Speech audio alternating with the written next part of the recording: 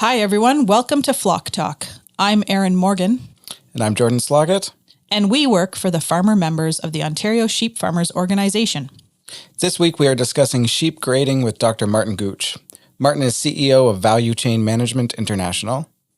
Welcome, Martin, and thank you for joining Flock Talk. Thank you, Erin, and thank you, Jordan.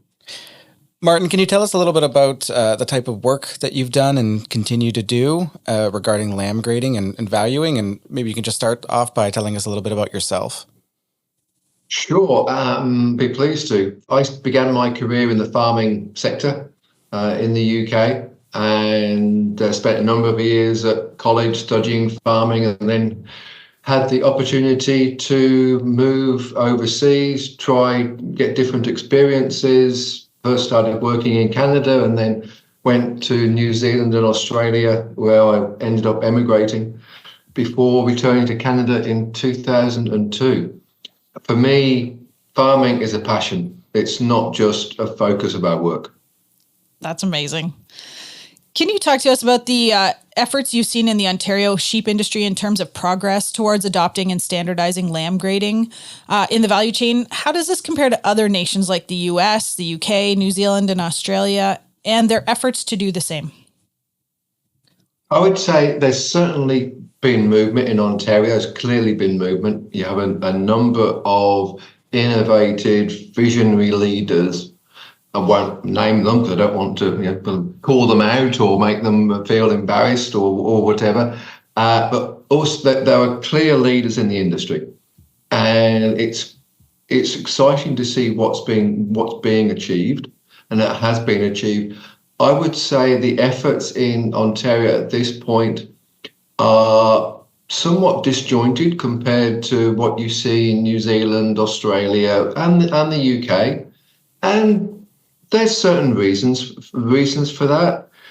I think part of it is the maturity of those industries and the widespread acknowledgement that grading is a fundamental part of the overall value chain's operation, and in relation to the acknowledgement that the consumer is the only one that puts money into the chain. Everyone else takes it out.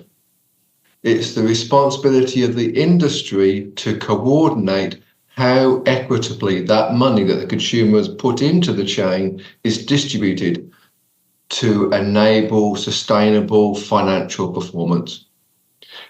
And I just think that there's been more of a general focus on that in those countries, and a more acknowledgement of that in those countries.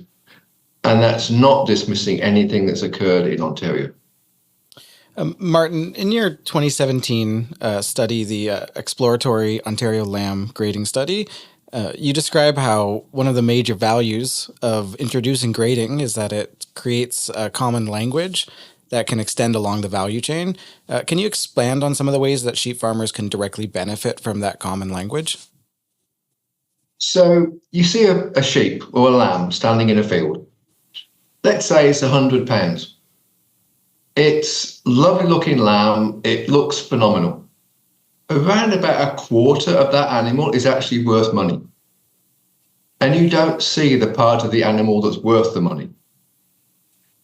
The only way to identify how much that animal is worth is by understanding what consumers value, why they value it, and how you can link what you're doing on the farm to what consumers are willing to pay. And that requires people to be able to communicate. It doesn't mean that all people agree, but it provides a foundation on what people mean when they share terms. One term being yield, for example. Yield from a farmer's perspective will typically be how many bushels of crops do I get off this acre? How many lambs did my ewe give birth to this year and survive? Yield from a processor's perspective will be how much saleable meat do I get off this carcass, this animal that I bought?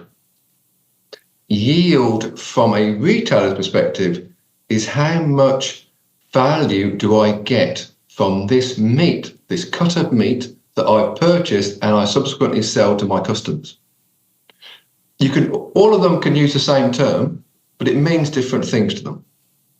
So it's about establishing this common level of understanding. So when the processor talks to a group of producers, or producers talk to a retailer, they all have the same common understanding, which enables them to learn, share insights, such as one of our team he and his father created livestock marketing, a really innovative, successful UK-driven lamb initiative. And one of the groundbreaking things they did, they got a retailer to come and talk to a producer or group of producers. And in turn, the group of producers could fire questions at the retailer. One of the producers told me afterwards, they thought that Philip Morgan, who was an initiative with John's father, they thought he was on a different planet. They thought he was crazy. But they came to realize the value of talking and sharing insights and learning from each other. That's wonderful. So introducing new processes, especially at the processing plant level, can be a tough sell. There are tight margins. How would you encourage processors to implement grading on top of all of their other responsibilities? And is the pushback to adopting grading mainly financial, or are there other pushbacks you've encountered?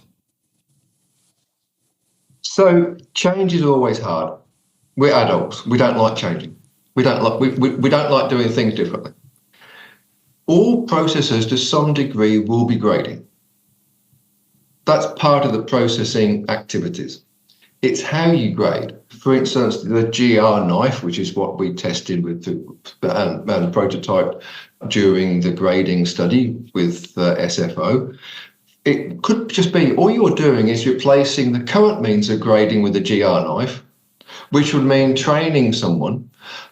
In terms of getting someone, a member of an employee to use the knife, it's about saying this is going to make your job, can help make your job more rewarding. You'll be learning something new. You'll be helping us to create value and sustainability for our business. And also, we want your feedback. You're not just a pleb who's doing this job day in, day out. We need you to be wholly involved in helping us create more value for our business, which will ultimately lead to job security and financial benefits and other benefits for you. Martin, speaking to that value that's created on the farm through adopting a program like this, could you maybe speak to how widely implementing a grading system can help farmers make better decisions? When I worked for a company, the final company I worked for in Australia was called Perfection Fresh. It was in the produce industry. And as you walked into their office, there was a sign above the door.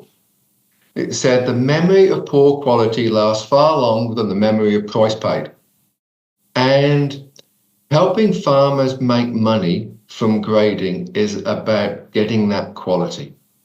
The quality of the product, the consistency of the product. Consumers do not like buying on a lucky dip basis. They want predictability and consistency, and they demand it. A great analogy that I read in actually an Australian book on capturing value in agriculture used wine labeling as an example.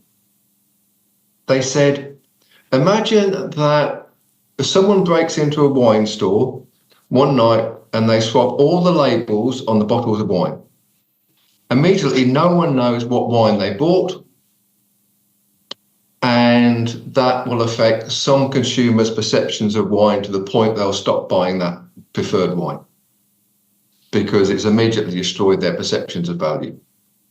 Imagine now that someone breaks into that wine store 3 days running, or on 3 occasions, and does exactly the same and swaps all the labels around.